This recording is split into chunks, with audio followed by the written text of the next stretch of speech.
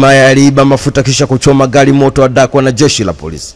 Jeshi la polisi mkoani Morogoro limefanikiwa kumkamata Abubakar Muchangwa mwenye umri wa miaka 29, dereva wa lori la mafuta lenye namba za usajili T661BXW na tela lake lenye nambari T489BHC, ambaye alikuwa anatafutwa kwa tuhuma za kuiba mafuta aina ya diesel lita 1035 yenye thamani ya zaidi ya milioni 77 kisha kulichoma gari moto kwa lengo la kupoteza ushahidi na yeye kutokomea usikojulikana.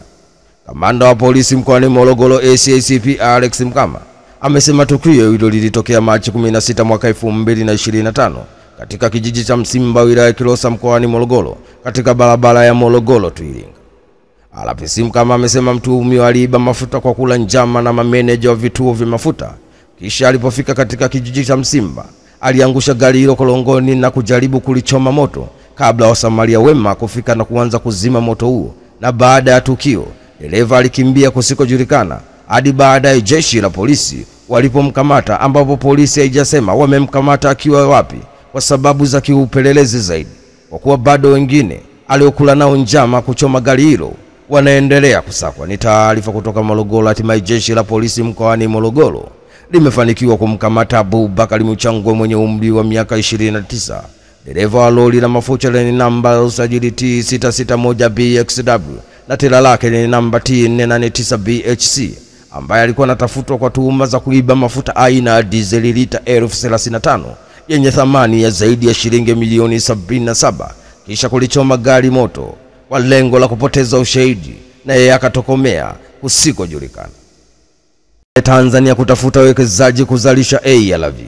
Serikali kupitia bohari ya dawa MSD imesema inaendelea kutumia kituo cha uwekezaji na mabalozi mbalimbali ili kuvutia wekezaji wenye lengo la kufanya uzalishaji nchini, ambapo jitihada hizi zinafanyika kwenye uwekezaji kwenye bidhaa za dawa za kufubaza virusi vya ukimwi yani ARV, mipira ya kiume yani condoms, bidhaa za afya zitokanazo na pamba, dawa mchanganyiko na bidhaa nyinginezo.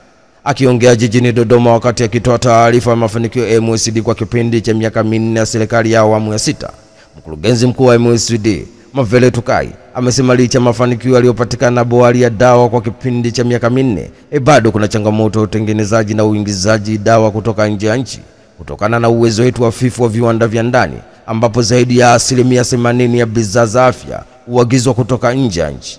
Kupitia kampuni tanzu, bohari ya dawa inaendelea jitihada za kushirikiana na sekta binafsi ili kuongeza idadi ya viwanda bidhaa za afya nchini, hivyo kupunguza matumizi ya fedha za kigeni. Kwa sasa Tanzania hakuna kiwanda kinachozalisha ARV wala condoms.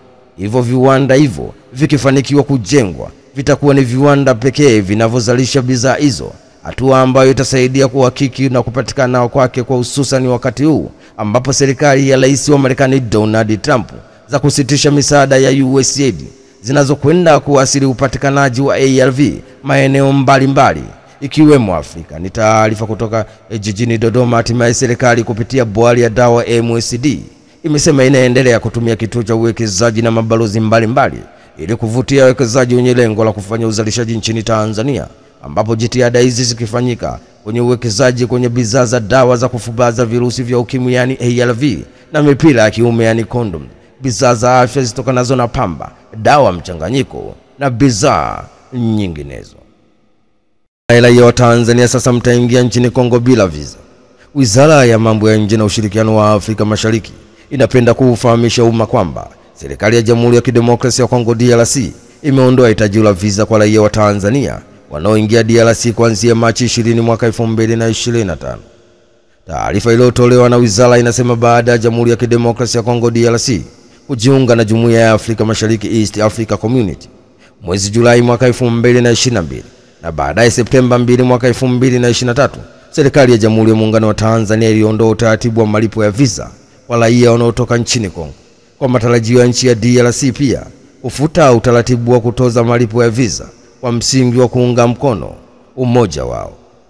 Serikali ya Jamhuri ya Muungano wa Tanzania inaamini kuwa uamuzi huu wa serikali ya DRC ni hatua nzuri katika kuimarisha muungano na utakuwa na manufaa, ikizingatia kuwa muingiliano mkubwa wa wananchi wa nchi hizi mbili katika masuala mbalimbali ya kijamii, ya kibiashara, vile vile kuondolewa kwa hitajio la visa utachochea ukuaji wa uwekezaji biashara na kupunguza gharama.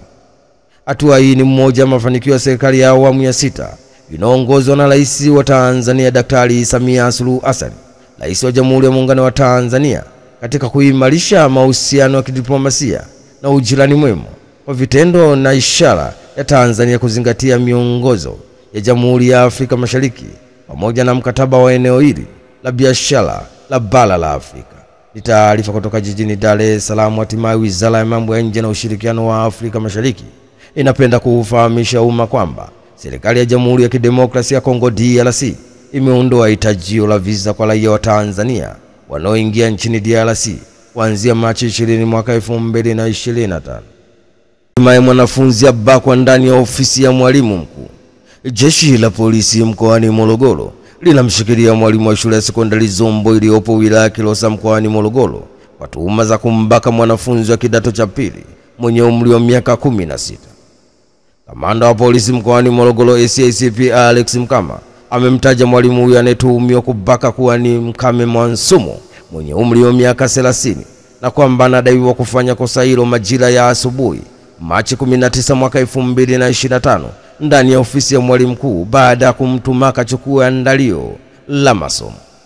RPC Mkama amesema baada ya mwanafunzi huyo kwenda ofisini aliyokuwa ametumwa katika ofisi ya mwalimu mkuu, mwalimu alimfuata nyuma na kuingia ndani na kufunga mlango.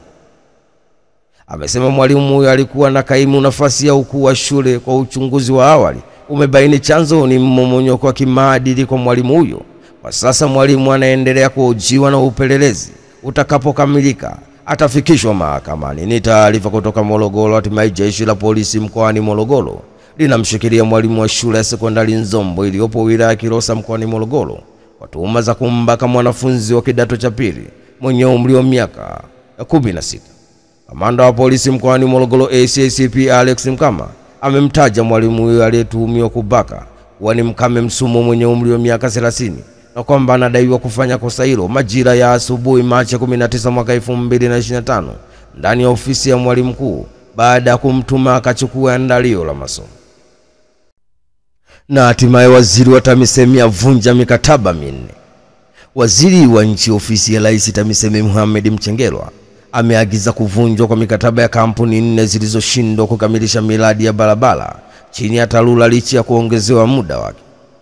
Akiongea jijini Dar es Salaam, Mohamed Mchengerwa amesema miradi hiyo ipo Geita, Kigoma, Kahama, Dodoma na pia ameagiza kampuni hizo ziondolewe kwenye orodha ya wakandarasi wa serikali. Ni taarifa kutoka jijini Dar es Salaam. Hatimaye waziri wa nchi ofisi ya Rais TAMISEMI Mohamed Mchengerwa ameagiza kuvunjwa kwa mikataba ya kampuni 4 zilizoshindwa kukamilisha miradi ya barabara chini ya TARURA licha ya kuongezewa muda wake.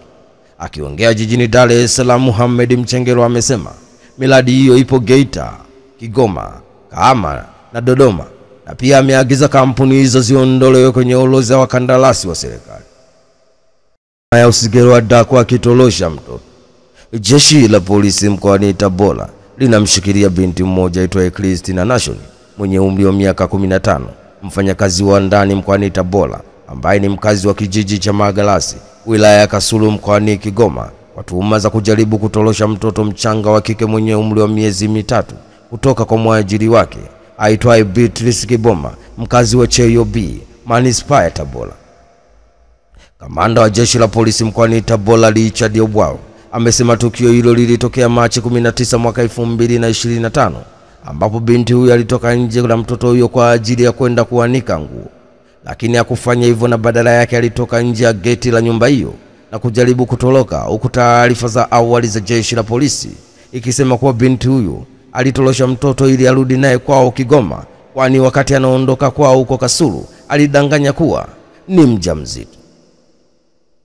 RPC amesema majira ya saa 9:15 katika maeneo ya kituo cha mafuta kata ya Kanyenye, mtuhumiwa Christina Nation alikamatwa na wananchi wakishirikiana na jeshi la polisi akiwa anatoroka na mtoto huyo aitwaye Daniela Doto mwenye umri wa miezi 3 na wiki moja, mtoto ambaye alimchukua kwa bosi wake katika nyumba aliyokuwa anafanya kazi za ndani.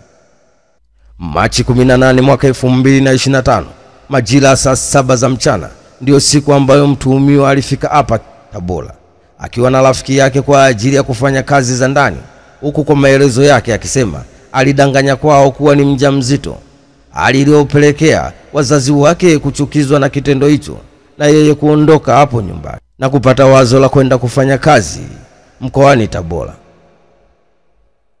Mtuhumiwa amefanya kazi kwa siku moja tu, akaona kazi ni nyingi, hivyo akaamua kuondoka na kutoroka na mtoto huyo. Tukafanikiwa kumkamata kabla ya kutoroka nje ya Tabora. Jeshi la polisi linaendelea na uchunguzi wa jambo hili na kujua kwa kina sababu za kutorosha mtoto huyo, kama kuna sababu nyingine na tutazibaini. Ni taarifa kutoka mkoani Tabora. Hatimaye jeshi la polisi mkoani Tabora linamshikilia binti mmoja aitwaye Christina Nashoni mwenye umri wa miaka 15, mfanyakazi wa ndani mkoani Tabora ambaye ni mkazi wa kijiji cha Malagarasi wilaya ya Kasulu mkoani Kigoma kwa tuhuma za kujaribu kutorosha mtoto mchanga wa kike mwenye umri wa miezi 3 na wiki moja kutoka kwa mwajiri wake aitwaye Beatrice Kiboma, mkazi wa Cheyo B, Manispaa ya Tabora.